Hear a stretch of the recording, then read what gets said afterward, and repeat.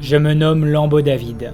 Prenez soin surtout d'écouter car je trie mes mots sur le volet et que je ne me répète jamais. Je vous ai dit comment je m'appelle, ça règle la question du qui. Salut tout le monde, c'est David pour la chaîne Monsieur Caméra et aujourd'hui nouveau projet sur la chaîne dont le thème n'est autre que refaire une scène de film avec une seule lumière. C'est parti!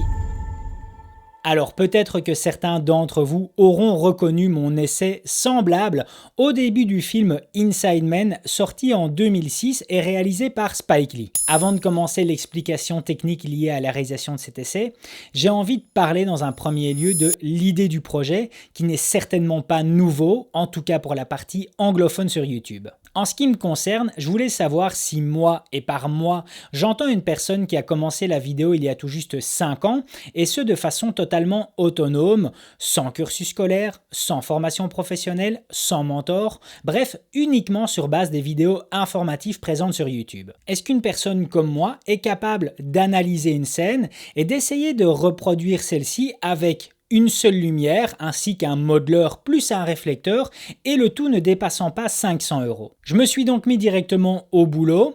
D'un point de vue lumière, mon choix s'est directement porté sur la Nanlite Forza 60 ainsi que sa softbox avec le grid, le nid d'abeille directement présent. En ajout à ceci, un réflecteur assez basique 5 en 1 qu'on peut retrouver un peu partout. Confinement oblige, je me suis rendu compte que j'avais pas de ballast pour mon pied lors du placement de la lumière, mais en fait la Forza 60 est tellement légère que j'ai utilisé son propre sac de transport pour faire contrepoids. J'ai placé celle-ci juste au-dessus de moi tout en essayant de faire rebondir la lumière via le réflecteur, mais sur la partie haute de mon visage, toujours en essayant de garder le début de mon cou dans l'ombre. Je vais d'ailleurs vous faire défiler l'évolution de l'agencement de lumière étape par étape.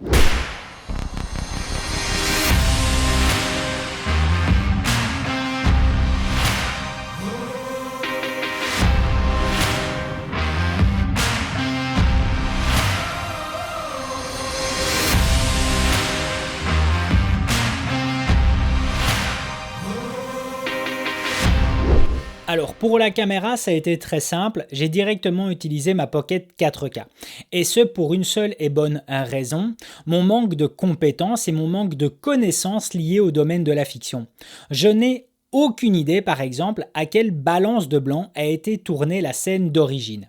Et en ce qui concerne la Pocket 4K ainsi que l'enregistrement en Blackmagic RAW, la balance des blancs n'est autre qu'une metadata dont je peux directement modifier celle-ci sur DaVinci Resolve. Pour l'objectif et par rapport à la distance de recul dont je dispose dans cette pièce, j'ai utilisé un objectif vintage qui doit avoir entre 40 et 50 ans facilement, un Pentax Auto-Takumar, le 55 mm. Il faut savoir que c'est un objectif que j'ai acheté sur le marché d'occasion évidemment, qui tournait entre 25 et 30 €.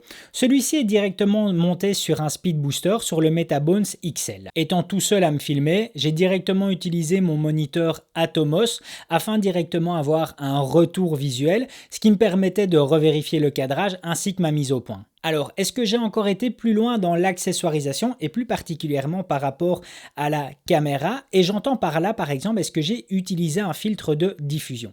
Et en regardant l'image, l'arrêt sur image dont je disposais et en allant un peu plus loin et en regardant les spécifications techniques présentes dans la fiche du film sur IMDb, j'ai vu que en effet le film avait été tourné avec des caméras Arri, mais pas la gamme Alexa dont on connaît l'aspect crémeux, mais ici avec les gammes Arriflex et Arricam, dont on connaît par contre l'image assez dure qui comporte énormément de grains.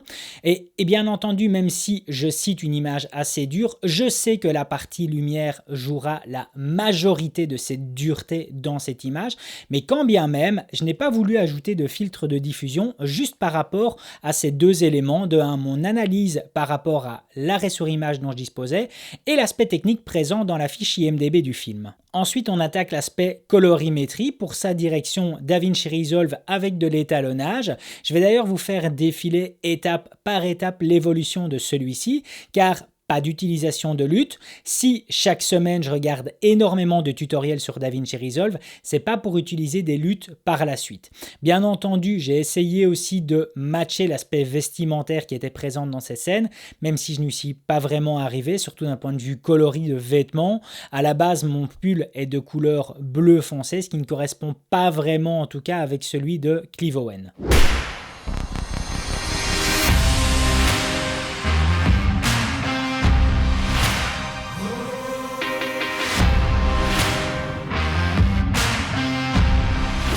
Alors pour tous les rageux et tous les pros de la fiction qui viendraient à regarder cette vidéo, n'oubliez pas de reprendre en compte tous les éléments que j'ai cités en début de vidéo avant de vous lâcher dans les commentaires. C'est vrai que j'ai une chaîne YouTube, mais si vous regardez celle-ci depuis un certain temps, vous savez que je ne donne jamais un avis tranché, je ne me permettrai jamais ceci, et c'est toujours un retour d'utilisateur qui est suivi dans mes vidéos. Si avis il viendrait à avoir, ce sera toujours par rapport à mon univers et rien d'autre. C'est vraiment un projet qui me tient ici à cœur et que j'avais envie de vous partager.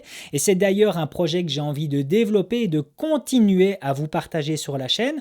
Le tout est de savoir si celui-ci trouvera preneur. N'hésitez pas à me le mettre dans les commentaires et aussi partager la chaîne. Le tout est de savoir pour moi si je vais continuer cette série sur la chaîne ou pas. La continuer, c'est certain. J'ai vraiment aimé en tout cas essayer de recréer quelque chose que j'affectionne particulièrement et surtout avec un budget et des accès limités. Maintenant, le tout est de savoir si je garde ceci pour moi ou si je vous le partage aussi sur la chaîne.